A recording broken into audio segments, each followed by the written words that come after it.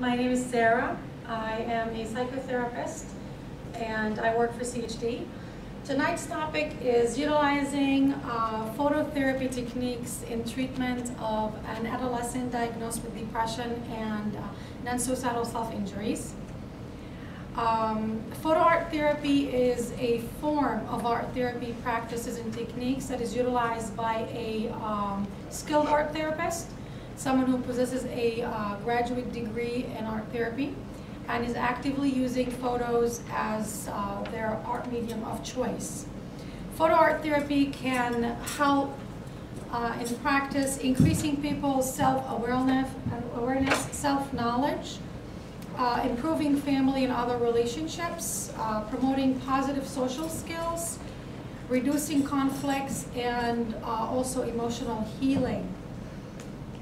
There are 5 techniques in photo art therapy. One is utilizing pictures that were taken by the client, utilizing pictures that were taken of the client by someone else, self-portrait that was done by the client of themselves, any kind of self-portrait, family album, and photo projectives.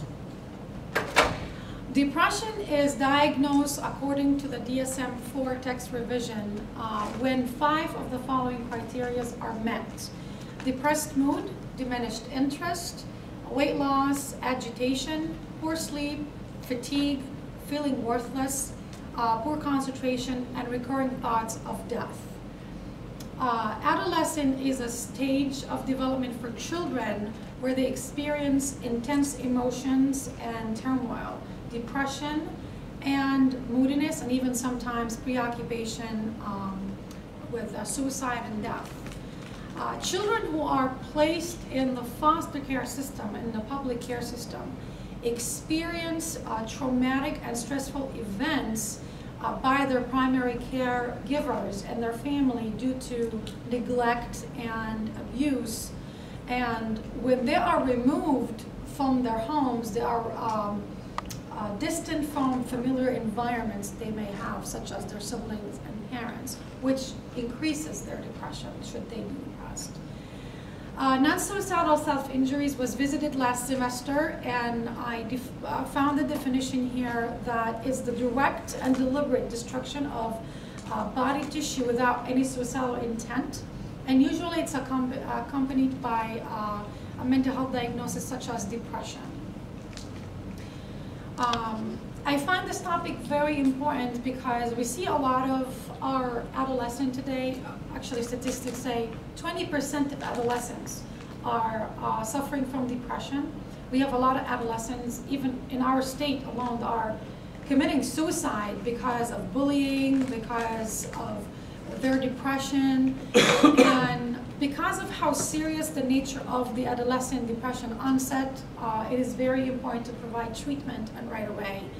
And again, like I said, not only all these developments and changes that the adolescent is going through, add to that separation from their family because they're in foster care or even bullying. The case that I'm presenting is of a 14-year-old female. She is a mixed race. She's in the 8th grade. She lives with her adoptive family that consists of 4 other adopted children. Only 1 child that's biologically linked to the adoptive parents. The adopted mom is a pastor. The biological mother, we know nothing about her. She's MIA. She had 14 children with multiple fathers, all of which, by the way, are within the department's care in the state custody. And she has been removed from her home a long time ago. She spent a long time in foster care, and she was only adopted 2 years ago. She was brought to treatment because of history of bipolar. She was diagnosed with it. She was treated with it for medications. And as well, she had depressed mood. She was defiant. She's failing classes. She skips classes. And she had suicidal ideations. When I started working with her, she had flat affect, poor eye contact. She was withdrawn. She doesn't talk. And then we found some letters that she wrote that she had intentions to cut herself, and she was preoccupied of thoughts about cutting herself. Since the treatment began, I referred her to a psychiatric evaluation, and she's currently on antidepressants. I made a referral for a therapeutic mentor, but she's on the waiting list still. And compared to how she started after I started the treatment and after I did the whole phototherapy, she's having eye contact with me right now. She is smiling. She has decreased her suicidal ideations and self-cutting occupation significantly. And she's been talking about her future. She seems to be optimistic, and she's actually talking. She's having eye contact with me.